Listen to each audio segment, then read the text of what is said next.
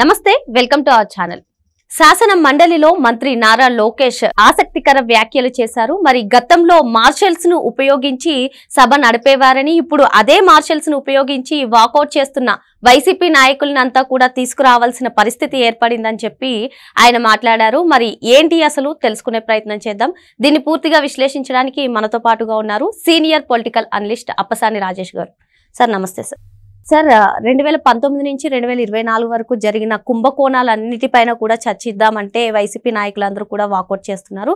So వీళ్ళు ఇప్పటి వరకు చాలా సార్లు కూడా వాకౌట్ చేయడాన్ని మనం చూసాం. దీనిపైన స్పందిస్తూ నారా లోకేష్ గారు గతంలో టీడీపీ వాళ్ళందరిపైన కూడా మార్షల్స్ ను వినియోగించేవారు, ఇప్పుడు అదే మార్షల్స్ ని ఉపయోగించి వైసీపీ సభ్యులను లోపలికి తీసుకురావడానికి వినియోగించాల్సిన అవసరం వస్తుంది అని చెప్పి ఆయన అంటున్నారు. ఏంటి సార్ అసలు? అంటే ఇక్కడ వైసీపీ పార్టీ విధానాలని గత దశాబ్ద కాలంగా వైసీపీ పార్టీ అవలంబిస్తున్న ఎంచుకుంటున్న రాజకీయ విధానాలని, ఆ రాజకీయ విధానాల వల్ల నష్టపోయిన తెలుగుదేశం పార్టీ యువతరం నాయకుడిగా నారా లోకేష్ నిన్న అసెంబ్లీలో ఈ విధమైన ప్రస్తావన తేవడం జరిగింది. కౌన్సిల్లో, అసెంబ్లీలో కూడా కాదు. అసెంబ్లీకి అయితే అసలు వైసీపీ హాజరే కావట్లేదు. కౌన్సిల్లో వాళ్ళు హాజరవుతున్న నేపథ్యంలో గత దశాబ్ద కాలంగా జరుగుతున్న సంఘటనల నేపథ్యంలో లోకేష్ ఈ అంశాన్ని ప్రస్తావించడం జరిగింది. నిన్న కౌన్సిల్లో ప్రభుత్వాన్ని విమర్శిస్తూ వాళ్ళ ఒక ప్రతిపాదన సభ ముందు ఉంచడం జరిగింది. అంటే ఫీజు రీఎంబర్స్మెంట్ సక్రమంగా అమలుపరచడం లేదు అని చెప్పని ఒక నెపం ప్రభుత్వం మీద మోపడం జరిగింది. ఆ సందర్భంగా విద్యాశాఖ మంత్రిగా లోకేష్ స్పందిస్తూ మొన్నటి రోజున జరిగిన షార్ట్ డిస్కషన్ సందర్భంగా మీరు ఇదే అంశాన్ని ప్రస్తావించారు. అంటే విద్యాశాఖకి సంబంధించిన పద్దుల సందర్భంగా ఇదే అంశాన్ని ప్రస్తావించారు. ఆ రోజున మేము దానికి సంబంధించి సహేతుకమైన వివరణ ఇవ్వడం జరిగింది. వివరణ ఇచ్చిన సందర్భంగా మీరు సభ నుంచి వాకౌట్ చేసి బయటికి వెళ్ళిపోయారు. మీరు మా సమాధానాన్ని వినలేదు. వినకపోగా మేము వివరణతో కూడిన నోట్ ఫైల్ కూడా అందించున్నాం. మీరు ఆ నోట్ ఫైల్ కూడా చదవలేదు. చదివి ఉంటే ఇప్పుడు మళ్ళీ అదే అంశాన్ని ప్రభుత్వం వైపు నుంచి వచ్చిన వివరణ కనుక మీరు చదివి ఉన్నట్టయితే ఇప్పుడు అదే అంశాన్ని మళ్ళీ ప్రస్తావించడానికి ఆస్కారం ఉండేది కాదు.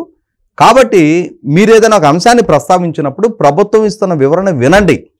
మీరు సభని బాయ్కాట్ చేసి వాకౌట్ చేసి బయటికి వెళ్ళిపోతే మీరు లేవనెత్తిన అంశానికి ప్రభుత్వ పరంగా ఇచ్చే వివరణ మీకు హేతుబద్ధంగా ఉందా లేదనేది మీకు ఎట్లా అర్థం అవుతుంది అని చెప్పని వాళ్ళకి తిరిగి ఘాటుగా సమాధానం చెప్పడం జరిగింది.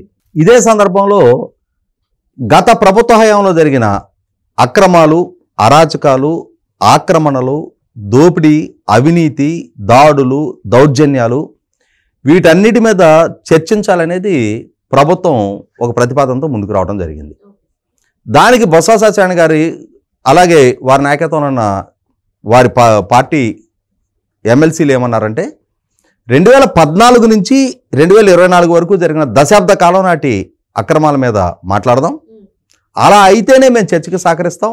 మీరు మా టెన్యూర్లో జరిగిన అంశాల గురించే ప్రస్తావించాలి అనుకుంటున్నారు, మమ్మల్ని బాధ్యులను చేయాలి అనుకుంటున్నారు, మా మీద నిందలు మోపుతా ఉన్నారు, మమ్మల్ని దోషులుగా చిత్రీకరించే ప్రయత్నం చేస్తూ ఉన్నారు.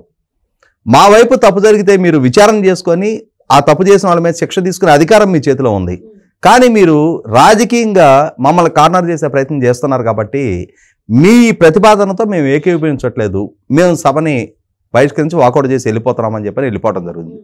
ఆ సందర్భంగా లోకేష్ ఘాటుగా స్పందిస్తూ మీరు పదే పదే మా మీద ఆరోపణలు చేస్తూ ఉన్నారు, మేము ఆ ఆరోపణలకు సమాధానం చెప్పడానికి సిద్ధపడితే చర్చకు మేము ముందుకు వస్తే చర్చించడానికి మీరు ముందుకు రావటంలా మీరు వాకౌట్ చేసి బయటికి వెళ్ళిపోతున్నారు. కాబట్టి మీరు మా మీద నెపం మోపి మీరు బయటికి వెళ్ళి కూర్చుంటే మేము చెప్పే సమాధానం వినకుండా ఉన్నప్పుడు మీరు ఏకపక్షంగా మీరు మోపిన నెపమే మా మీద రికార్డెడ్ అయి కనిపిస్తూ ఉంది. మా సమాధానం వినడానికి మీరు సిద్ధంగా లేరు. కాబట్టి ఇటువంటి పరిస్థితుల్లో మీరు నిందల మోపటానికి పరిమితం కావటాన్ని మేము అంగీకరించము. మీరు చర్చలో భాగస్వాములు అయితే రాల్సిందే, చర్చలో మీరు పాల్గొని మా సమాధానాన్ని కూడా వినాల్సిందే. ఆ విధంగా చేయించాల్సిన బాధ్యత మీ మీద ఉంది చైర్మన్ గారు. వీళ్ళు నెపం మోపి సభ నుంచి బయటికి వెళ్ళిపోతూ ఉన్నారు. ఇది ఆమోదయోగ్యం కాదు. గతంలో మేము చర్చించడానికి సిద్ధంగా ఉన్నప్పుడు వీళ్ళు మార్షల్స్ని ప్రయోగించి మమ్మల్ని బయటికి పంపించేవాళ్ళు. ఇవాళ మేము చర్చించడానికి సిద్ధంగా ఉంటే వీళ్ళు బయటికి వెళ్ళి కూర్చుంటున్నారు. కాబట్టి అలా కాకుండా అదే మార్షల్స్ని ప్రయోగించి వీళ్ళని సభలోకి తీసుకొచ్చి చర్చలో భాగస్వాములు చేసే విధంగా ప్రయత్నం చేయండి అని చెప్పని ఒక సూచన రూపంలో చెప్పడం జరిగింది. ఇక్కడ గమనించుకుంటే వైసీపీ పార్టీ మొదటి నుంచి ఇదే విధానాన్ని ఎంచుకుంటూ వచ్చారు.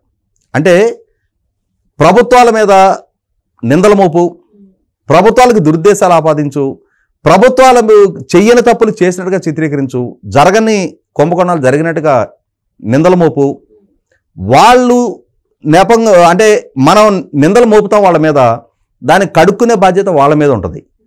దాన్ని ఒక లాజికల్ కంక్లూషన్కి తీసుకొచ్చి వాళ్ళు తప్పు చేశారు అని చెప్పని నిర్ధారణ చేసే అవసరం మనకు లేదు. మన పని వాళ్ళ మీద నిందలు మోపడమే. 2019కి ముందు నాటి ప్రతిపక్ష నాయకుడిగా జగన్మోహన్ రెడ్డి గారు ఆనాటి ప్రభుత్వం మీద రకరకాల నిందలు మోపారు, రకరకాల ఆరోపణలు చేశారు. అవి ఆరోపణలుగానే మిగిలినాయి. 5 సంవత్సరాల పరిపాలనలో ఉండి ఆరోపణలను నిగ్గుదేల్చి వాళ్ళు పలానా తప్పు చేశారని చెప్పి నిర్ధారణే జరగల. ఇది జరగటానికి వీల్లేదు అనేది లోకేష్ భావం అక్కడ. ఎందుకంటే ఆ రోజుల్లో జగన్మోహన్ రెడ్డి గారు చంద్రబాబు నాయుడు గారి ప్రభుత్వం ద్వారా సంకల్పించిన రాజధాని నిర్మాణాన్ని అడ్డుకునే ఉద్దేశంతో దాని మీద నిందలు మోపాడు. అది అమరావతి కాదు భ్రమరావతి అన్నాడు. తర్వాత కాదు అది కమ్మరావతి, ఒక కుల ప్రయోజనాల కోసమే చంద్రబాబు నాయుడు గారు అక్కడ రాజధాని నిర్మాణం చేస్తున్నాడు అన్నాడు. ప్రజల్లోకి ఆయన వాడిన మాటలు వెళ్ళిపోయినాయి. ఆనాటి ప్రభుత్వం మీద వ్యతిరేకతకి కారణమైంది. ఆనాటి ప్రభుత్వం 37 సీఎల్ని డిఎస్పీలుగా ప్రమోట్ చేస్తే అందులో 33 కమ్మ సామాజిక వర్గీయులే అని చెప్పని ఒక నింద మోపేశాడు. ఆధారాలు లేవు, కానీ ఆ ప్రభుత్వానికి ఒక మరకగా అంటుకుంది అది. ఆనాడు ఆయన రకరకాల ఆరోపణలు చేశాడు. హాయ్లాండ్ లోకేష్ కొట్టేశాడు అన్నాడు.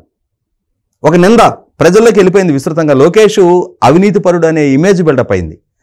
సిఏఏ కన్వెన్షన్ జరుగుతుంటే లోకేష్ 25 లక్షల స్నాక్స్ తినేశాడు అని చెప్పని అన్నాడు. వాళ్ళ సాక్షిలో రాయించారు. వాస్తవంగా అవన్నీ అసత్య ప్రచారాలు. హాయ్లాండ్ అనేది అగ్రిగోల్డ్ ఆస్తి, అది హైకోర్టు ద్వారా వేలం లిస్టులో ఉన్న ఆస్తి.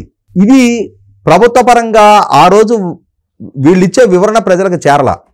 వీళ్ళు ఆరోపణలు చేస్తూ ఉన్నారు, ఆరోపణలకు ప్రచారం కల్పిస్తూ ఉన్నారు, ప్రజల్లో ప్రభుత్వం పట్ల వ్యతిరేకత తీసుకొస్తూ ఉన్నారు. కానీ దాని లాజికల్ కంక్లూషన్కి తీసుకొచ్చే రెస్పాన్సిబిలిటీ వాళ్ళు తీసుకున్నారా? నాడంటే ప్రతిపక్షం 2019 నుంచి అధికారంలో ఉన్నారు కదా, అధికారంలో ఉన్నప్పుడైనా సరే కోడికత్తి ద్వారా నన్ను హత్య చేయడానికి ప్రయత్నం చేశారు అన్నాడు. వివేకానంద రెడ్డి గారి హత్య జరిగితే నారాసుర రక్త చరిత్ర అని చెప్పని నిందలు మోపారు. నిందలకే పరిమితం అవుతున్నారు. ఈ వైపు నుంచి వచ్చే వివరణ స్వీకరించరు, ఈ వైపు నుంచి వచ్చే వివరణ ప్రజలకు చేరువ కానివ్వరు. వాళ్ళు ఏదనుకున్నారో దాన్ని ప్రజలకు చేర్చారు, సక్సెస్ అయ్యారు. ఆ ఎన్నికల్లో ఓడించి అధికారంలోకి వచ్చారు. అధికారంలోకి వచ్చిన తర్వాత కూడా అచ్చెన్నాయుడు గారు 350 కోట్ల ఈఎస్ఐ మందుల కొనుగోలులో అక్రమాలకు పాల్పడ్డారు అని చెప్పని అరెస్ట్ చేశారు. అచ్చెన్నాయుడు గారిని అరెస్ట్ చేశారు. అశోక్ గజపతిరాజు గారు మాన్సాస్ ట్రస్ట్ భూములు అమ్ముకున్నారు అని చెప్పని నిందలు మోపారు. ఆయన మీద కేసులు నమోదు చేశారు. గౌరవ హైకోర్టు ఇంటర్వెన్షన్ తోటి అశోక్ గజపతిరాజు గారి మీద కేసులు క్వాష్ అయినాయి. కానీ అచ్చెన్నాయుడు గారిని అరెస్ట్ చేశారు, 70 రోజులు జైల్లో ఉంచారు.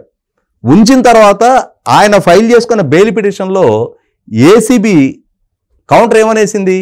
అచ్చెన్నాయుడు గారికి ఆర్థిక ప్రయోజనాలు చేకూరిన ఆధారాలు మా దగ్గర లేవు అని చెప్పని కౌంటర్ వేశారు. అంటే మరి ఆధారాలు లేనప్పుడు, ఆయన ఏ తప్పు చేశారో నిర్ధారణ అయిన మీ దగ్గర లేనప్పుడు ఎందుకు అరెస్ట్ చేసి 70 రోజులు జైల్లో ఉంచారు?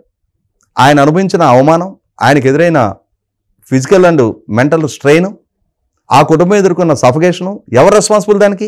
ఇదే వరవడి ఆనాటి నుంచి ఈనాటికి కొనసాగిస్తున్నారు. ఇప్పుడు కూడా అవే ఆరోపణలు. ఈ నేపథ్యంలోనే లోకేష్ అంత ఘాటుగా స్పందించడం జరిగింది. మీరు ఆరోపణలకు పరిమితం అవుతున్నారు, మీరు చర్చకు రావట్లేదు, ప్రభుత్వం ఇచ్చే వివరణ వినడానికి సిద్ధంగా ఉండట్లేదు, మీరు గాలి ఆరోపణలు చేసి సభ నుంచి బయటకు వెళ్ళిపోతూ ఉన్నారు. ఇది ఎల్లకాలం కొనసాగడానికి వీల్లేదు. బలవంతానైనా సరే వీళ్ళని చర్చలో భాగస్వాములు చేయాలి, వాస్తవాలు వినాలి. ఎల్లకాలం గాలి ఆరోపణలతోటి మేము రాజకీయాల్లో చలమణవుతాము, వ్యక్తిత్వానికి పాల్పడతాము, రాజకీయ ప్రయోజనం పొందుతామనంటే సహించటానికి సిద్ధంగా లేము. ఈ ప్రభుత్వం ఇప్పుడు జనరేషన్ దాన్ని భరించడానికి, మీ ఆటలు ఎల్లకాలం కొనసాగించడానికి, ఇంకా మీ ఆటలు ఈ విధంగా ఎంటర్టైన్ చేయడానికి మేము సిద్ధంగా లేవని చెప్పని ఒక సంకేతం ఇవ్వడం జరిగింది లోకేష్ నిన్న.